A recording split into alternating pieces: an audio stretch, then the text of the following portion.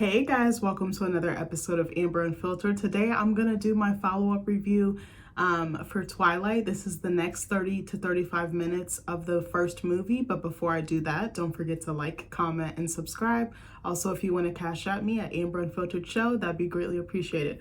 So I watched this joint earlier and I was like, oh my God, Edward is sending me. I was like, this man is so toxic. I just can't stand his ass. Like, the more I watch, I'm just like, I really want to fight him, but I know he would beat my ass because he a vampire and he got superhuman strength and speed. But anyway, so let's get into it. So next we see a gentleman working on fixing up like a little speedboat or whatever. Sorry, my nose is so damn itchy. I don't know why. Sorry. So he's docked at a pier and he's kind of tinkering on the boat, and then he hears a noise. So then he, starts up his boat and he tries to make a break for it. And then he's met by Victoria, which is interesting because I think they recast her. It was one actress. Was it? Oh my gosh, I don't know her name, but then she was replaced by Bryce Dallas Howard. I actually thought Bryce Dallas Howard's rendition of Victoria was much better. That's just me. No shade to the first lady who played her. I think she did what she could with the part, but I do think that the recasting worked in their favor. So she pulls his boat back like it's nothing. So then James ambushes him from behind. He ain't got no shirt on. I'm like, I know it's cold. You just walking around barefoot with no shirt on. And I used to think he was so fine. Cam Gigandet. I don't know how to say this goddamn man's name. I'm sorry. Cam G. I'm gonna just say that. It's spelled Gigandet. I don't know how to pronounce it, but he's been on a lot of stuff. But I used to think he was so fine. I remember being like, hey, how you doing? And then Laurent joins them shortly afterwards, and he's like, let's not play with our food, and they proceed to eat him. They don't show him being eaten, but it's implied. So then we see Bella doing some research on her laptop or her computer about old Quileute legends based on what Jacob just told her at the beach the other day. So she finds a bookstore a few hours away, like an indigenous bookstore, and it's in Port Angeles, and she decides that she's going to go there soon to gather information about Edward's true nature. Her hunch is probably already right, like her intuition is probably ringing with the correct answer, but I think she just really wants definitive confirmation before she's like, okay, bitch, I know what the fuck you are. Oh my God, my notes are much better this episode, so I'm patting myself on the back for that. So then we see her eating lunch outside with Jess. Jess is sitting on top of the table, just tanning, kind of squinting, looking around at the sun or whatever, and she makes a comment about Edward not being here. She's like, he's not here, because Bella's like, hey baby, how you doing? She looking like a police scanner. She's trying to find her man. So she's like, the Cullens disappear when the weather is nice like this. She's like, do they just ditch school? Like, what is it? And Jess is like, no, Mr. and Mrs. Cullen take them out of school for hiking and other similar activities. I said, if that's not a white person thing to do, I don't know what is, because a black parent gonna be like, baby, no, you're taking your black ass to school. So Jess is like, I tried that on my parents and I didn't even get very far. And I thought that was pretty funny that she tried. I'm like, no parent in their right mind is gonna let their kid out of school for that. But because they're vampires, they obviously have to come up with a lie. So then Angela joins them and she's like, I'm going to prom with Eric. I took charge and I asked him and he said yes. So I messed up his name last time, or I didn't have his name, but his name is Eric, that Asian guy or gentleman, and his name is Justin Chan. But yeah, I wanted to correct that because it was just bothering me.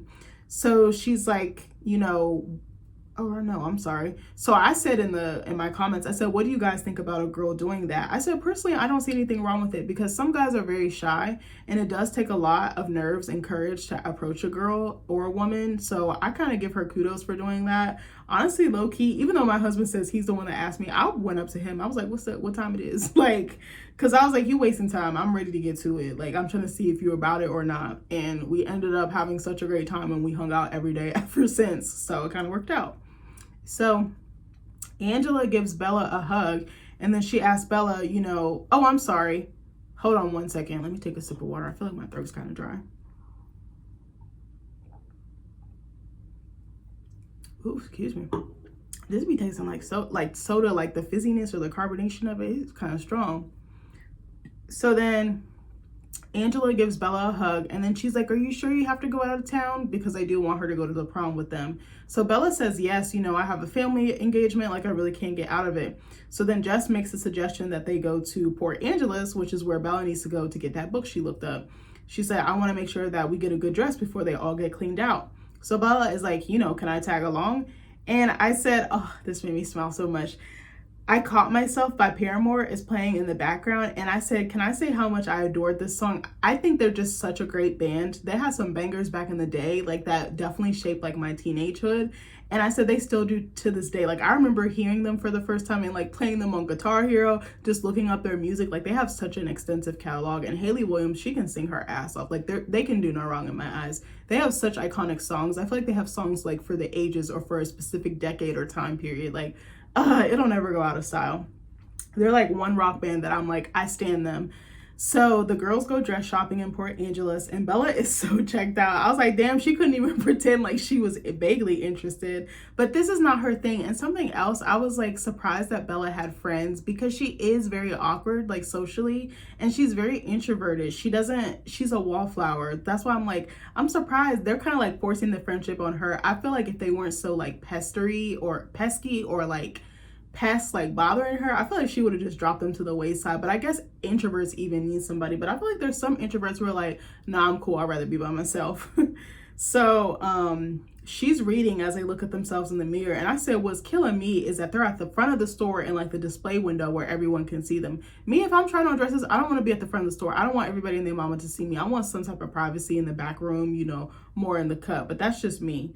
So Angela has on this cute crisscross like halter number. It's kind of like lavender. I believe it might have sparkles or glitter or something on it. And then Jess has on this red dress that like plunges her boobs up. I said like a Victoria's Secret model. And she's got like these like white arm length gloves on, and on like the end of the gloves, like the hem, there's like jewels, like crystals or something like that. It looks really cute. I was like, damn, her boobs do look good. And she's like, you know, I do look good because the girls are girling. And I was like, oh. So I said, this is a very cute look. And of course, a bunch of guys walk by catcalling them, which makes them all uncomfortable. And they're like, ugh, we're going to go take these off. So then they ask Bella, how do they look? And she's like, you know, they look great. And Jess is like, well, you said that about the last 5 dresses. Like, mean what you mean and say what you say. So what I've realized is in this scene as well is that Bella is not super feminine or girly, and there's absolutely nothing wrong with that. She dresses for comfort. She doesn't like to draw a lot of attention to herself. I feel like probably one of the most feminine things about her is her hair, just like the nature of it. And again, her hair is beautiful. So I said she's not as feminine or girly, at least it's not as much as her friends. So Angela's like, you're not really into this, are you, girl? And she's like, no. She's like, you know, well, I wanted to go to this bookstore, so let me go there and I'll link up with you guys at the restaurant that we agreed to eat at later. So we see Bella, I think she's either leaving the bookstore. Yeah, she goes in the bookstore, gets the book that she needs, and then she's leaving it, and we see like an angle from the bushes kind of indicating that Edward is possibly nearby. Like she's being followed basically, but she can't see him, but he can see her, excuse me. So then she cuts through an alley to meet the girls at a restaurant, but is followed by like 2 scummy guys. And I said, I felt that this was a little predictable, but also wondered why she couldn't have the girls come pick her up from where she was at, or excuse me, call a cab. I said, I was genuinely worried for her safety, just her walking around a town she's not familiar with, completely alone. She tries to get away and she tries to go the other way to avoid those 2 guys, but then more guys come out of the woodworks and they crowd around her, and suddenly she's trapped like a deer in the headlights. So they ask her where she, or like a damn, I'm trying to think like a damn Giselle with like a tiger or something like that. So they ask her where she's going, and they start pushing up on her. They kind of encircle her, get in her face. So she like kicks or punches one of them. And then Edward drives up like a damn NASCAR madman, like a NASCAR race driver, and gets out of the car. And he's like, get your ass in the car. And he's like staring them down, like he's about to fuck them up. And they're like, whoa, bro. And I'm like, Edward is not menacing physically, but because he has like that mind thing going on and he is a vampire, he could tear their asses up, but they don't know he's a vampire. So Bella is looking like, oh shit, bitch. And Edward revs the car up to them, and he drives towards them and like mimics that he's gonna hit them. I said he was not fucking around. I said, but I need him to not drive like that, because now her life is in danger. I'm like, you just took her out of one dangerous situation and put her in another one. Like, stop it, friend. So Edward says, you know, I should go back and rip those guys' heads off. And she's like, no, you shouldn't. He's like, you should have heard the vile, repulsive things that those guys were thinking. I'm like, bitch, you're not supposed to be giving it away. Like, what happened to a low-key profile? What happens to be like Joe from You? Like, do it from a distance, even though Joe don't be hiding. You know, at least do the... You know what I mean? Like, he was so obvious. He pissed me off because I think he let his emotions get to the best of him, which I'm surprised, because I'm like, he's a vampire. He's had so many years of experience. What is Edward, like 110 years old? Like, so he's been on this earth for a long time. You would think he would have some self-restraint, but because he's met who is deemed the love of his life, he's all emotional. He's acting like a woman, honestly. I feel like he's all out of sorts. So he's like, you know, talk to me about something else so that I don't turn back around and fuck their asses up. So then what was I gonna say? So Bella walks up to the restaurant that she was supposed to meet her girls at, and Angela and Jess are walking out at the same time, and they're like, girl, what happened to you? Like, we were worried about you. And they're like, we left voicemails, but we were so hungry, like we were starving, we just like decided to go ahead and eat without you. And I was like, okay, that's fair enough. I can't really blame them for that, because baby, I'm not starving for nobody. Or at least I'll get an appetizer and wait, or try to go look for your ass. I was like, why they ain't gonna try to look for her? Like, the fuck? So they bad friends. Anyway, Edward joins her shortly afterwards. Like, he walks up next to her, and they change their tune real quick, and they're like, oh, hey. I was like, I'm dying. So they're like, oh, you were with him, like, it's fine, it's totally excusable. I said, not because he cute. I said, well, if he was ugly, would y'all have given her a free pass? So anyway, Edward lies, and he's like, you know, I'm so sorry for keeping Bella from dinner. He's like, we ran into each other, we just got caught up, we just got to talking. And then I said, again, this man stays lying, and I hate that for her. The girls excuse it, and they asked Bella if she'd kind of like to come with them, or she, like, the girls walk like to stand next to her, and she's kind of like, it's kind of implied that she was about to go with them. And he's like, you know, I insist on taking her out to eat. You know, I'll also make sure that she gets home okay. And I was like, I don't know, you don't know this man from a can of paint. There are some guys that you can do that with and nothing crazy will happen. And then some people, like, they have your home address, they start thinking it's okay to do drive-bys. It's not okay to do drive-bys. So the girls are all geeking out about it, and Bella is like, okay, fine, whatever. Like, I probably should eat something. She's so awkward. So then Bella and Edward sit down to eat, and that food looked good. Again, my fat ass. It kind of reminded me, even though I couldn't see everything, it kind of reminded me, have you guys ever had the zuppa toscana at Olive Garden? Now I want some Olive Garden. I told Nick last night I wanted some fucking pasta. I was like, bitch, I'm just craving like carbs, Alfredo sauce, just slather it all in my arteries. They have this soup called the zuppa toscana. It's like potatoes, sausage, kale, and like a broth. And oh my God, it's so good. I've made it at home. It is so fire. If you haven't had it before, get it. And if you like cheese, go ahead and hook it up with some cheese on top. So, you know, when they come around, like the waiter comes around and asks you how much cheese you want, they be there for like 10 minutes. When I ask them, I'm like, yeah, go ahead, let me stir it. Okay, go ahead and add about 10 other layers or gallons. Like, I'm so fat. I love cheese. So anyway, the waiter brings her this mushroom ravioli, which I said leads me to speculate that she is in fact vegetarian. So the waitress, I peeped so many little details that I did not peep when I was a kid. So the waitress has a tattoo on her boob, which I was like, bro, I never noticed it until now. And she kind of has like that retro Rosie Rocket type of hairstyle. I was like, what is going on here? So she's eyeing Edward like he's a piece of meat. She's like, you know, is there anything I can get you? And then he's like, no. And then she walks away and she's like, hey. Like, she gives him the once over. So Bella is like, are you really not going to eat anything? And, oh, excuse me. Sorry, I did something on my stupid tablet. So I said I also love this scene because Robert Pattinson is actually singing the song that's playing in the background. Like, I can tell it's his voice. He did quite a few songs for like the movies, because I think in Eclipse there was another song that he sang as well. Eclipse and New Moon are my favorite. Like, I cannot wait to review those. Like, I'm trying to hurry up and get this done so I can get to that, but I'm like, I need to pace myself.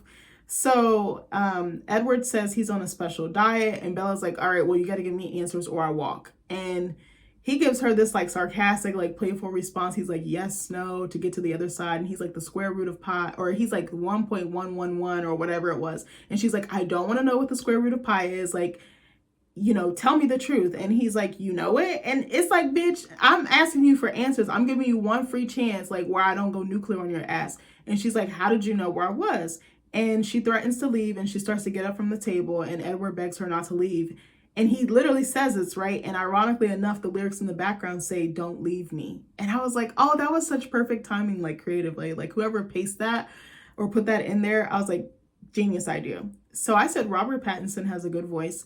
Bella is like, did you follow me? And he's like, you know, I feel very overprotective of you, or protective over you. And she confirms, so you followed me. And he's like, you know, I was just trying to keep a safe distance unless you needed me, unless something happened.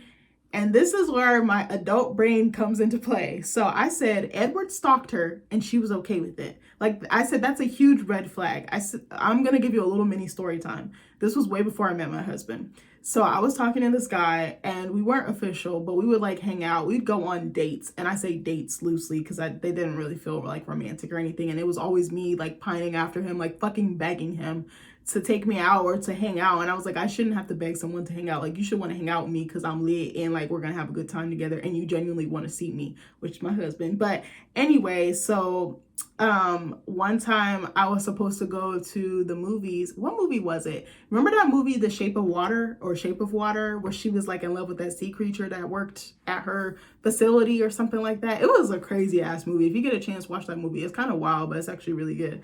But I was going to go see that, and I think I was out running errands and stuff, and I had texted him like at the beginning of the day, and I was like, hey, do you want to link up to go see this movie? And he was like, oh, I don't know. He was like, I might be buying a car today, so I'm not sure. And I was like, okay, cool. Like, that does take like hours, so I understand. And he lived like 30 or 45 minutes away, so I was like, oh, bet. But the movie wasn't until like 6 or 7 o'clock, and I was like, well, if you go get the car now, bitch, you can see me. So I think I had like went out to eat with my mom, was hanging out with my brother, like doing all my personal stuff, and then I went over there.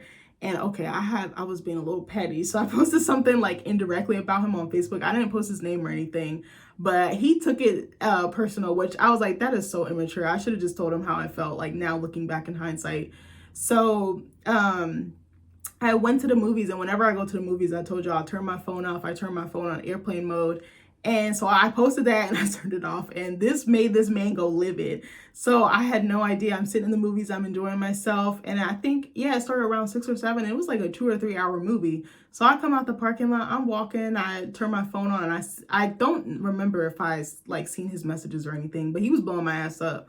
So then I'm walking to my car here, Amber, and I'm like, I thought maybe it was someone else outside, but I'm like, it's like 10 o'clock at night. Like, there ain't that many people out here. And there really wasn't that many people in the theater because it was like a movie theater that was attached to the mall. So I was like, okay. I don't know if you guys know where like Potomac Mills Mall is in Woodbridge, Virginia, but it was there. So I was like, okay.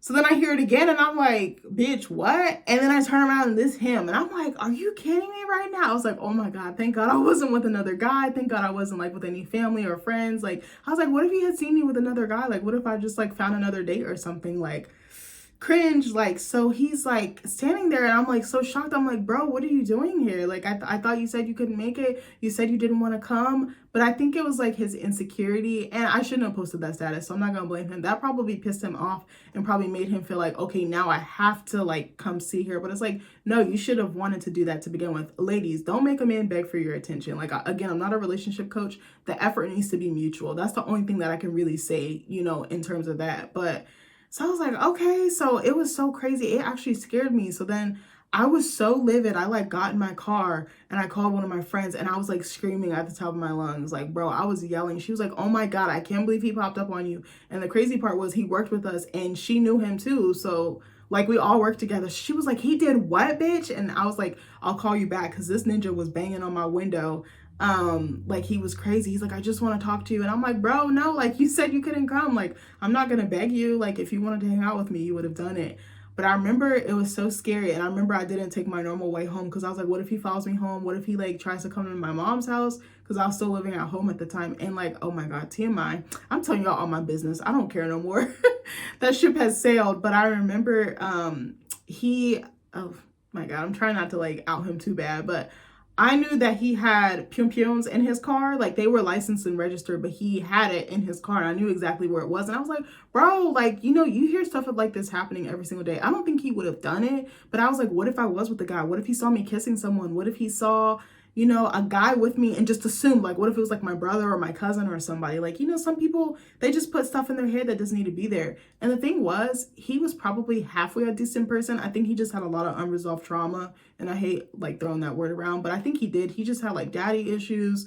He didn't know how to treat girls. Like, he was very green when it came to like dating and just like knowing how to court a woman and stuff. So a lot of it was like literally sheer ignorance. Like, I couldn't really blame him, but I was like, it could have went so left. Like, I'm so glad that it didn't, but I was fucking livid. So anyway, I say that to say stalking is a huge red flag. Don't think it's cute.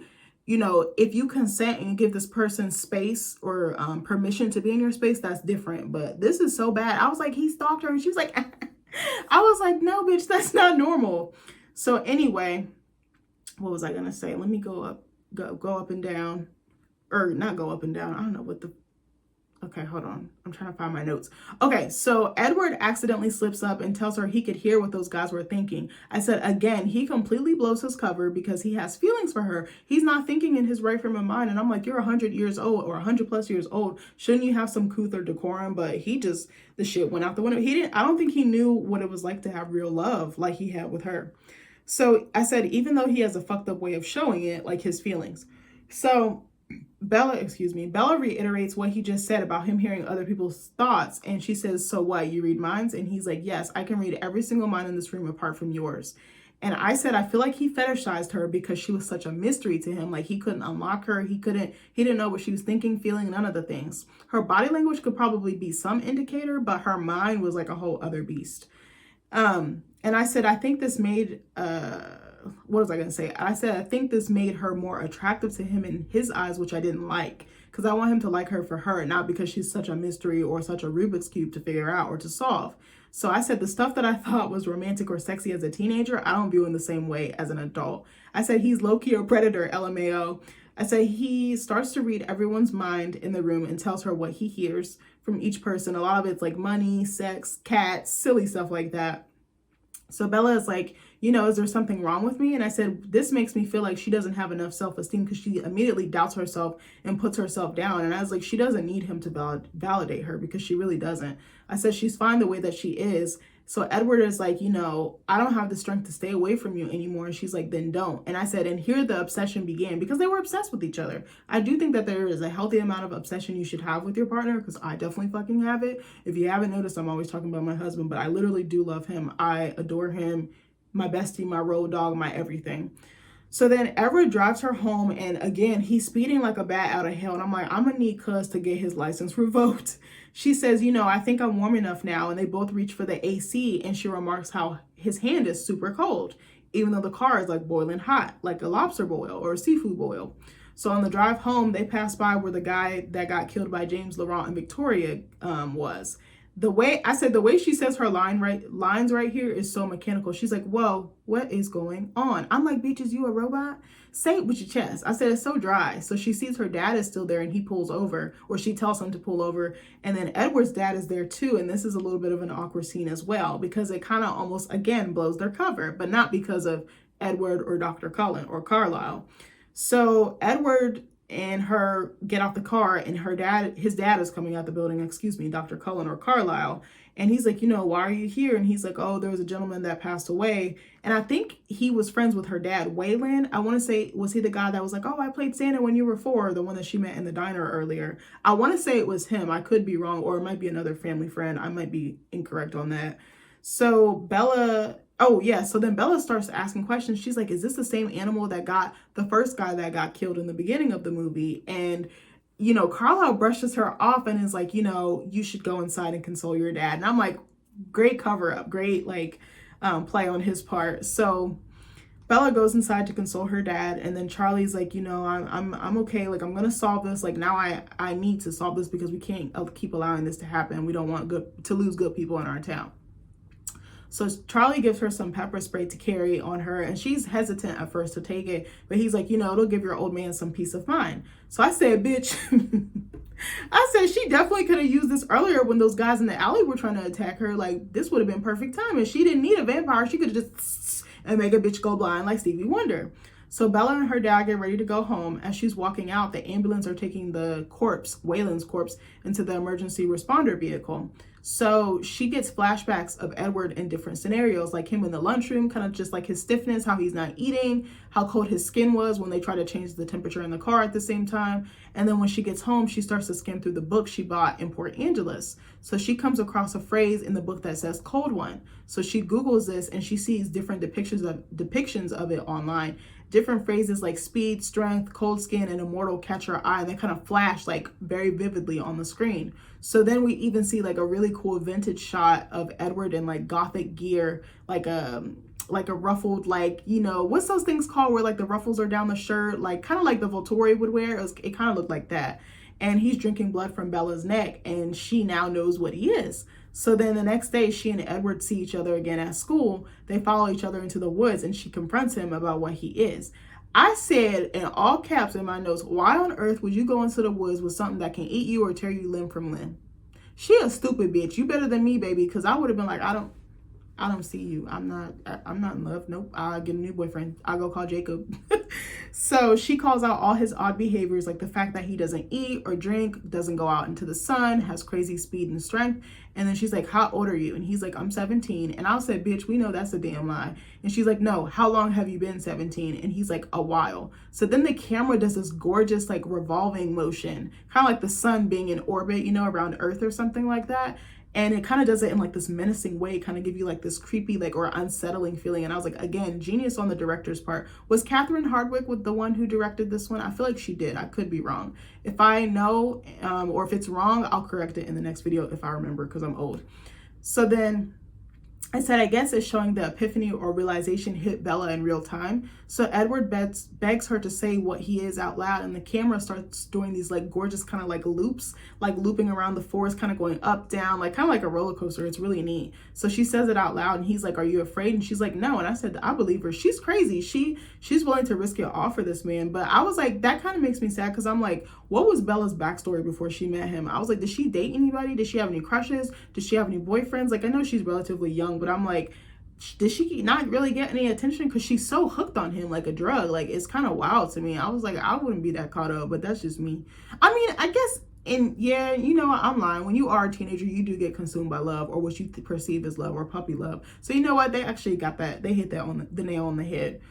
So she's like, or no, he says, ask me what we eat. And she's like, you won't hurt me. And she's right. So he yanks her ass up by the arm, like, you know, a little bad kid getting snatched up by their parent. And she's like, where are we going? He's like, up the mountain, out of the cloud bank, so you can see me for what I really am. So he quickly ascends the mountain with her on his back. I said, this scene was a little bit cheesy. I don't think it was CGI, but I think they used special effects, but I didn't really like this part. Kind of like the climb that he was doing. I was like, he looked like a little, I don't know how to explain it. If you watch the movie, you know what I mean.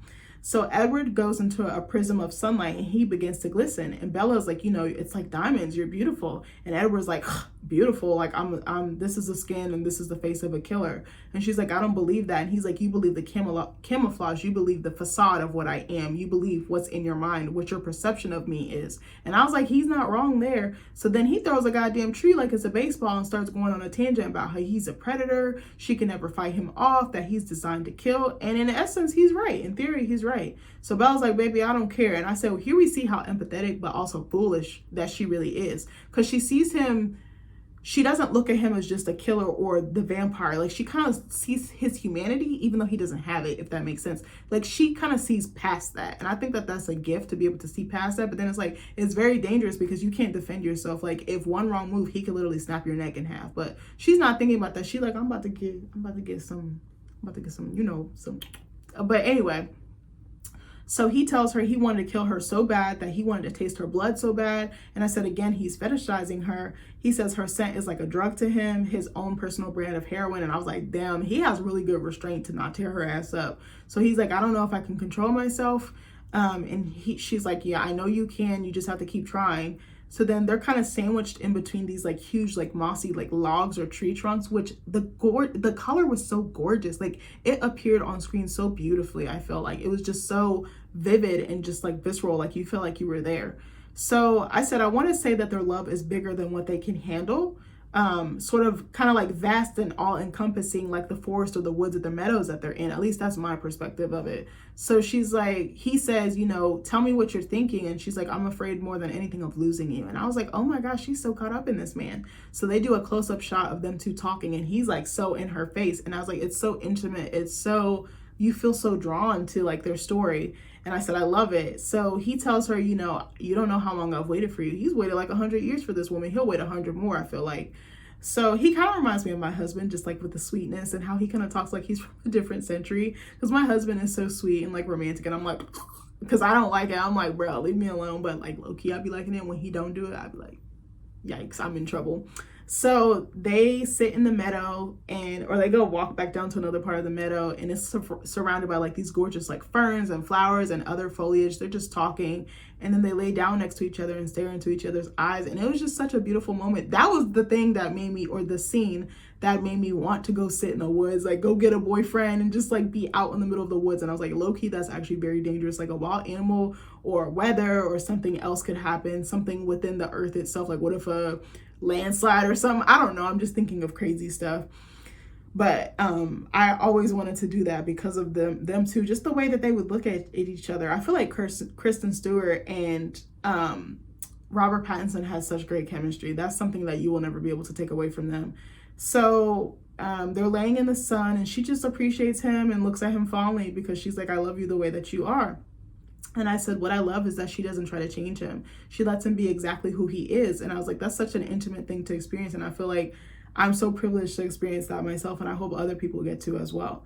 So then Bella is back home in her bed, and she says there's 3 things she's absolutely sure of. She's like, first, that Edward is a vampire. Second, there was a part of him, and I didn't know how dominant that part might be, that thirsted for my blood. And third, I was unconditionally and irrevocably in love with him. And I remember when that scene came on and I was like saying it in my head. I was like, my teenage self is like screaming. I was like, I remember when I read that in the book, and I remember when I saw that in the movie. Just the line, it's like poetry. Like, it's so gorgeous.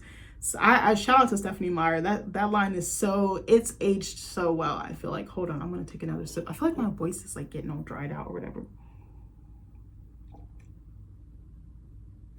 Or like, what's the word? Hoarse. So then a car horn beeps, and she goes to the window, and we see that he's picking her up. And, you know, the course of their relationship has changed. Like, now they're just going to be like out in the open. So we see Eric, Jess, Angela, and some other kids talking about their prom theme. Sorry, my ass hurt. I was sitting here recording another video for like almost an hour. Maybe not an hour. Maybe it was like 30, 40 minutes. But still, it's long. So Eric is passing out flyers with the theme, which is Monte Carlo. I say he had me weak because he's like, yes, gambling in our tuxedos. And I'm like, what money do high schoolers have? Like, ain't y'all working at McDonald's and Chick-fil-A and Taco Bell?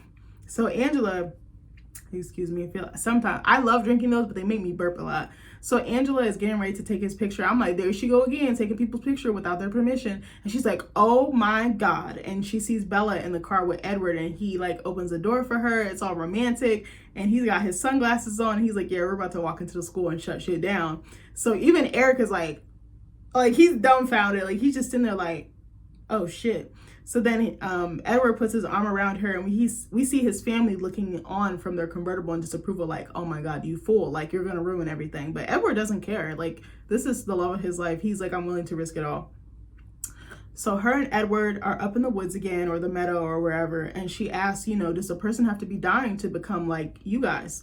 And he's like, you know, no, that's just Carlisle. He never do this to someone who didn't have a choice. He's basically saving people that like are on the cusp of death, and he feels are worth, saving or being salvageable. So she's like, you know, how long have you been like this? And he's like, since 1918. And he's like, Carlisle found him dying of the Spanish influenza. And he said, you know, the venom is very excruciating. So Bella, I feel like she's very curious and inquisitive. She asks him the right questions. She asks him very interesting questions. So then they show a black and white scene of this taking place, of Edward catching the flu and Carlisle like saving him. And then we see it again with him and Esme, who he saved, who he's married to. I said, again, these flashback shots are gorgeous. I don't think I really noticed how creative and gorgeous that they truly were. So then out of curiosity, I looked up what meadows symbolized. So it says, that meadows often symbolize openness, abundance, and a sense of peace and tranquility, while forests typically represent the unknown, mystery, the wild, and sometimes even danger, depending on the context. But both can also signify a connection to nature and the natural world at large. I was like, that's very fitting for their relationship and their dynamic. So as far as here's some key points about meadows. So as far as the openness and serenity, due to their wide open spaces and blooming flowers, meadows are often associated with calm and serenity, because there is an openness between Bella and Edward. There is nothing is off limits with them, and it's established very early on. And I feel like that's something I can relate to in my relationship with my husband. So then it also could symbolize fertility and life. As a place where plants flourish, meadows symbolize abundance and the cycle of life. And I was like, oh, that's very interesting, like mortality and immortality, because Edward has immortality, she has mortality, but she's trying to become immortal later on in the series. Very interesting. So then we also have pastoral image. In literature, meadows are often used to depict idyllic rural landscapes. And I was like, okay, that kind of makes sense. But then here's some key points about forests. The unknown and mystery. The dense canopy and hidden paths of a forest can represent the unexplored and the secrets of the natural world, which the secret is him being a vampire. Primal power. Forests can symbolize untamed nature and a connection to ancient forces. Again, Edward being a vampire. But their love also standing the test of time. He had to wait 100-something years for her. So that kind of ties into that as well. So then it could also represent inner journey and self-reflection. In literature, entering a forest can represent a personal journey of exploration and confronting one's subconscious. Definitely fitting for Bella. I was like, oh my God, there's so much nuance there. I wonder why she picked this setting, but it genuinely does make sense for the story. So then he explains their diet and how it's like a human surviving on tofu. It keeps them strong, but only for so long. And she's like, was it other vampires that killed my dad's friend Waylon? And she's like, what about your family's powers? And he kind of briefly explains Alice's powers, which she can see, into the future. But he's like, her visions are subject to change. So in the next scene, we see Bella standing outside her truck at home, and he just jumps on the hood of it like it's nothing. I'm like, bitch, you in broad daylight doing this? You at least could not act like that. Like, act more normal. Act like you fit in more. So she takes out her headphones, and she's like, can you try to act normal? Can you try to act human? And I was like, I found that very comical. So then he fixes this huge-ass dent in her truck. He just bangs, like, it into place. And I was like, oh, my gosh. But right before that, he's like, I'm going to take you home tomorrow night to meet my family. And I was like, damn, he already thinking marriage. Like, I think he wanted to marry her the second he seen her. So he's like, so she starts freaking out about it. And he's like, so you're not worried that you're going to be in a house full of vampires, but that because they won't like you. And I was like, oh, that's so human of her. That's really adorable because she does want to make a good impression. So then Edward leaves, and then Jacob and his dad pull up, and we see Billy Black give Edward the stink eye because both of their windows are rolled down as they're passing each other by, which kind of insinuates there's going to be struggle later on. So they've come over to watch a game with her dad, and sidebar, because like low key, because Jacob keeps bugging Billy about seeing Bella. I said she should have known right then and there that he was in deep like with her or deep love with her. So in the next scene, we see Edward driving back to his house with Bella in tow. And I said, I always thought this house was gorgeous. I'll see if I can find a picture of it. I don't know if I will be able to, but I'll try. And I said, I wanted a house just like it. It's a glass house with a nice wooden finish on the inside. And they have like these gorgeous state-of-the-art amenities. It's just like a little forest hideaway, like a woodsy hideaway. I just love that idea. So then I said, what kills me is Bella didn't dress up more, but she's not gonna pretend to be something she's not. She's very like comfortable in her skin, and I actually really like that about her. So his whole family is cooking dinner for her, which I thought was really sweet. They're making spaghetti, salad, garlic bread, all the works. And Rosalie asks, is she even Italian? And Emmett is so stupid. He's like, well, her name is Bella. And I said, well, baby, where's the lie? Like, I would think that's Italian too. So his mom, sees Edward and Bella come in, and she's like, I hope you're hungry. And he's like, Mom, she already ate. And Rosalie just smashes the glass like of salad. It's like a glass bowl in her hands, and she's just agitated. And she's agitated, and she just leaves the glass on the floor, and she has an attitude. Like, she already has smoke for Bella, and she doesn't even know her. And Bella's like, well, I didn't eat, I know that you guys don't eat, so I ate beforehand because, I didn't want to expect anything. And I was just trying to be considerate of your dietary preferences. And I was just like, oh, that was sweet of her. But I love this part of the movie. I'm really ready to get more towards the meat and potatoes because the ending is very interesting. And I haven't seen it in so long, but again, I'm so stoked for New Moon. I hope you guys enjoy this review. I plan to edit it for you. Hope you're having a good day, a good week. I love you guys, and I'll see you in the next video. Bye.